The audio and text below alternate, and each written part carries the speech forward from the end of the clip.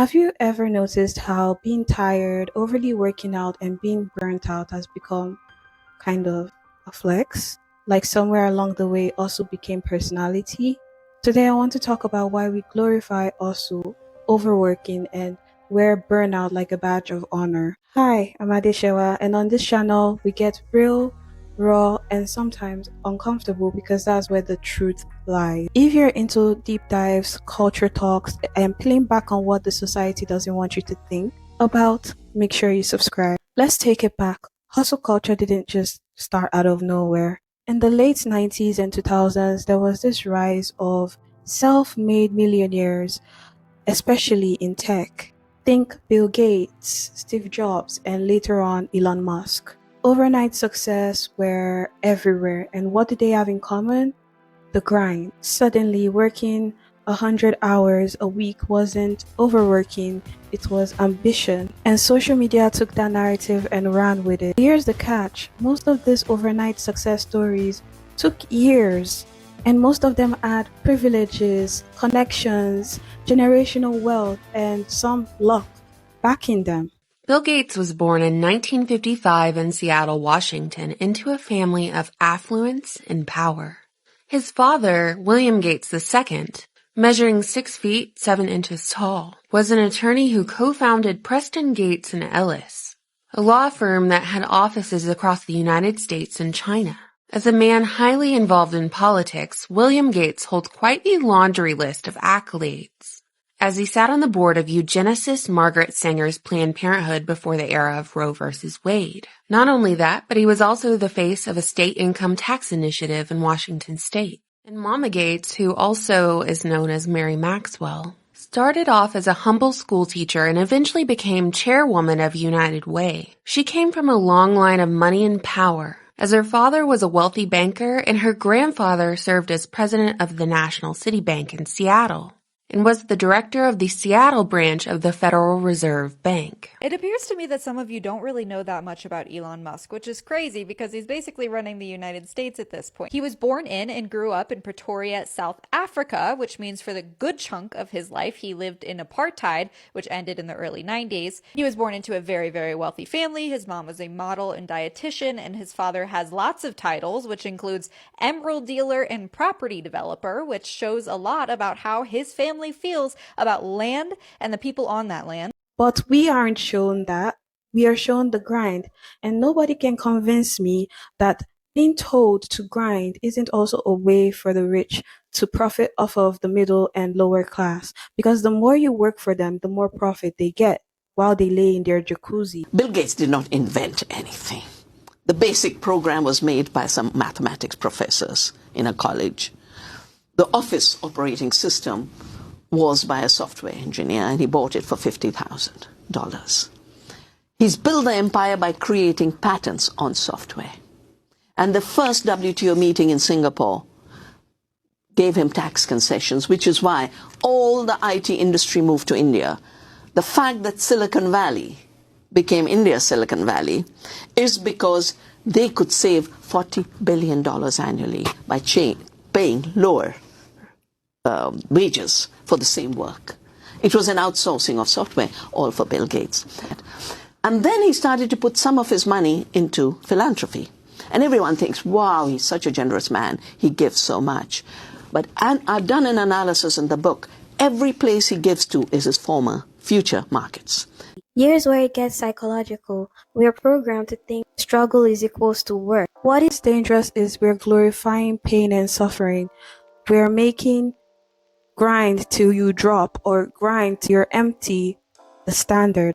We forget that rest is revolutionary, that healing is productive, that boundaries are powerful. People who are typically sleeping less than 6 hours a night, on average, will have about a 200% increased risk of cardiovascular disease or a heart attack in their lifetime.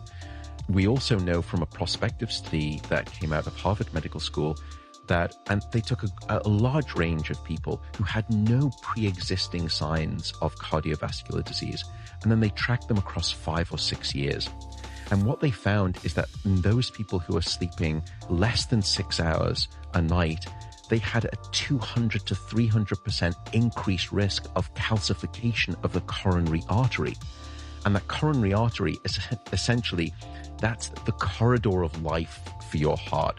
When you're constantly fed that narrative, you start to believe that when you're burnout, it's your fault. Interestingly, in recent years, there's been a shift. We've seen the rise of the soft life, especially among Black women, reclaiming peace and ease, saying, I choose luxury, joy, and peace. And while that is empowering, it is now being commodified. Suddenly, soft life is an aesthetic, silk robes, quiet mornings in Bali, candles.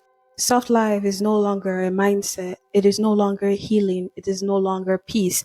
It is all about overconsumption. There's this huge misconception that in order to have a soft life, you have to have this massive amounts of wealth, which couldn't be further from the truth. And I honestly feel like that is just a way for people to gatekeep certain things, because a soft life is a mental and spiritual practice, and you don't necessarily need wealth in order to do that, but you do need to be out of fight or flight. A soft life requires 3 things: freedom, flexibility, and flow.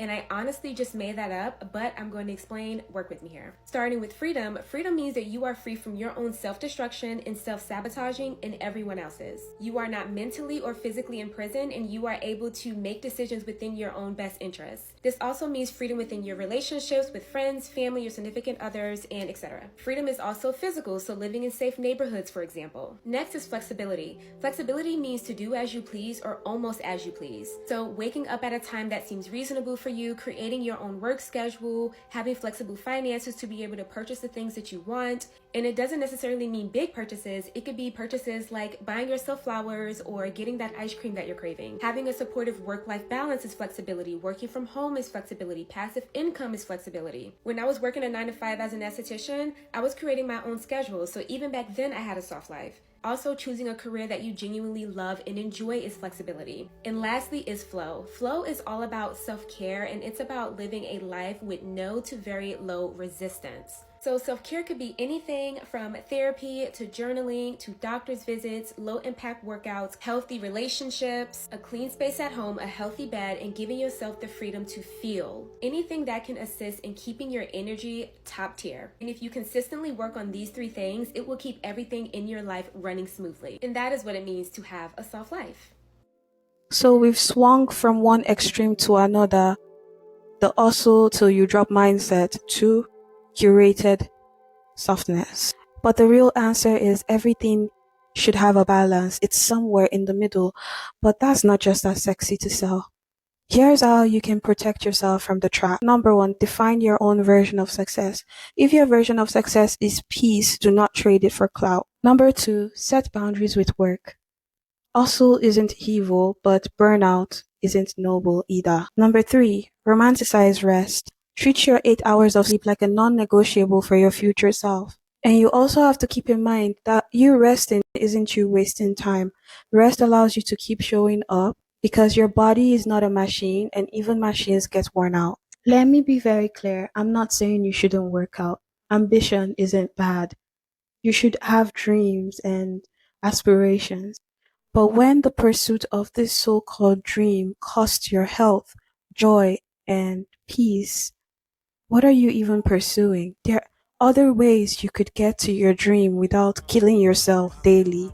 You don't have to be in pain to be successful. And if no one told you today, you're allowed to breathe. Thanks for watching. If this resonated with you, let me know in the comments. I'd love to hear your thoughts. And don't forget to like, comment, share, and subscribe. And also share this with somebody that you think would need the reminder. Bye. I don't even smoke weed, but I feel high when I'm next to you, babe. Used to be my girl, used to be my boo thing. Now I'm telling